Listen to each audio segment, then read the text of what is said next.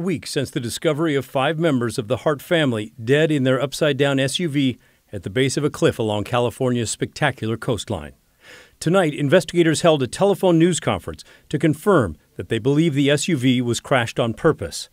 What first appeared to be a tragic accident now looks much more sinister. Preliminary investigation indicates to us that this incident may have been an intentional act and not the result of a traffic collision.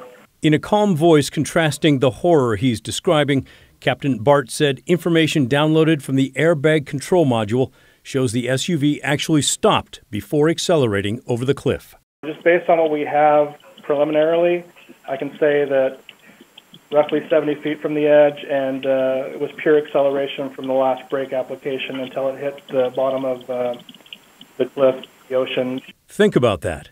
The gas pedal was apparently shoved down even as the SUV went airborne and as it fell. It's a stunning development, but not a shock to the Woodland neighbor who tried to help the Hart children. It's not a surprise. I expected, with the way things went, from CPS getting called to where we are today, that was my expectation of what the outcome would be. Bruce DeKalb and his wife called Child Protective Services and reported 15-year-old Devonte, seen here in that famous protest photo, had asked the DeKalbs to hide food for him and the other kids. He said their moms would withhold food as punishment. It was upsetting, but we were just trying to, make sense of it. And so we played it out for almost a week, and then, finally we decided that there was no end to it, so we needed to probably get professional help, and that's what we did. State workers did try to visit the family 9 days ago, but no one answered the door. The next morning, the family was gone, and 2 days later, discovered at the base of that cliff. In Woodland, many are heartbroken for the children. It's a horrible tragedy to hear, and my thought is, why adopt 6 kids and treat them like that? Yeah, I think it's horrible what happened. I don't know why you have to drag kids into the fold when you're thinking about taking your own life. 3 of the Hart children are still missing tonight. The neighbor says the family's 2 dogs are missing as well. Investigators said that relatives and friends of the Harts have told them that they always traveled together, so they do believe all 6 children were in the SUV at the time of the crash. The missing may have been lost in the ocean. But detectives are also working to retrace the family's travel to California to see if witnesses can say whether the family was together the entire time. In the meantime, the California Highway Patrol has a tip line. If you know anything, they want you to call 707-467-4000. They say they've been working this 24 hours a day, Maggie, and they're not letting up. Oh, Pat, hopefully someone knows something and they call it in. All right.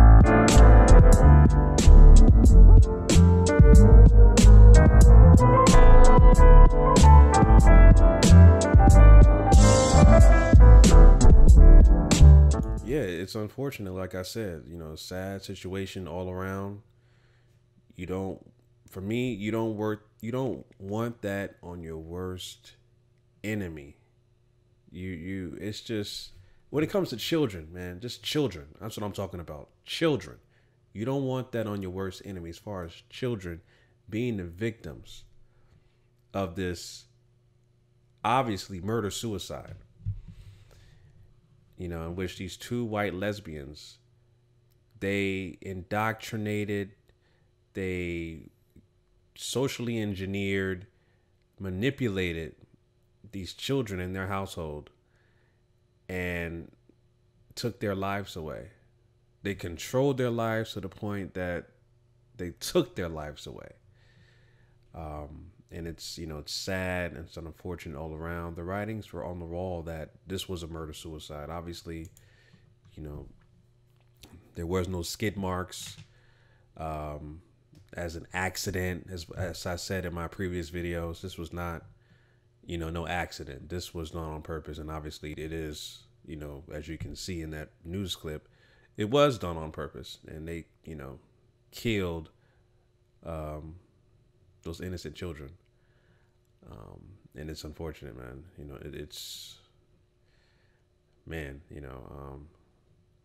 I understand that these 2 white women are actually my age. I believe they're both 38 years old as they committed the murder-suicide.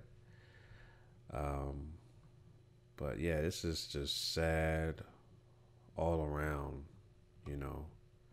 sad all around. They're continuing to do an investigation of the household, you know, finding more information regarding this. As you saw with the neighbors, one of the neighbors said he wasn't surprised.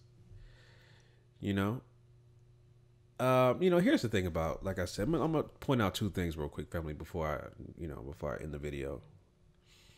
The first thing is, you know, on my channel, if you're new to the channel, on my channel, I talk about counter racism. I offer my suggestions on how to replace the system of injustice with a system of justice. I've had this channel since 2015. Just go to my About section on my YouTube page. You'll see exactly what I talk about, so you're not surprised. So people classified as white, and if they claim they're not racist, if they claim they don't practice systemic oppression, aka racism, white supremacy, if they claim they, you know, don't do that, right? Then how come this neighbor who just admitted said he wasn't surprised? He tried to call Child Protective Services. He did that. They came out. They weren't home. They fled the scene and went out of state to California. He saw the writing on the wall. He could have. I understand he tried to help. Okay, but my position about people classified as white and they are trying to fight racism in which they have the power to practice, that should be your mind state 365, 24/7. All right. When you know, because I follow the ideologies of people like Neely Fuller Jr., Dr. Francis Cress Wilson, Dr. Amos Wilson, just to name a few, right? And I discern information from them, take what I need and discard what I don't. That's what I do, you know. But anyhow, in order to end racism, white supremacy, and replacing the system of injustice with the system of justice, the people who created the system of racism, white supremacy have to play a part in ending what they're practicing. So this guy who admitted that he was not surprised on the ending, you know, he tried to partake in ending what he saw was negligence and just these children just being victimized and you know, just completely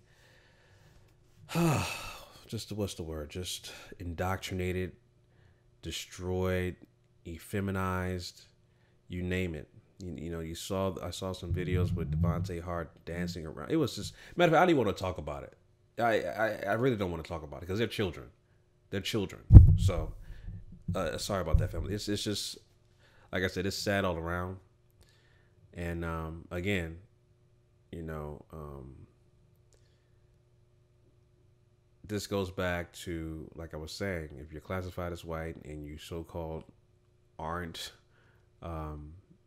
you know, aren't racist and you don't practice systemic oppression, racism, white supremacy, and you don't want to be labeled, because if the label that I always say about people classified as white are suspected.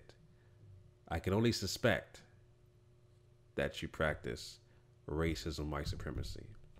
So if you want that label eradicated, you have to, number one, like I said, continue to tangibly, in ways of stopping and destroying systemic oppression, aka racism, white supremacy. All right. What does it take to make digital transformation actually happen? It takes Dell Technologies. Where did that come from, a family? family of 7 technology leaders working behind the scenes. Let me stop that ad. Reality. My bad, family.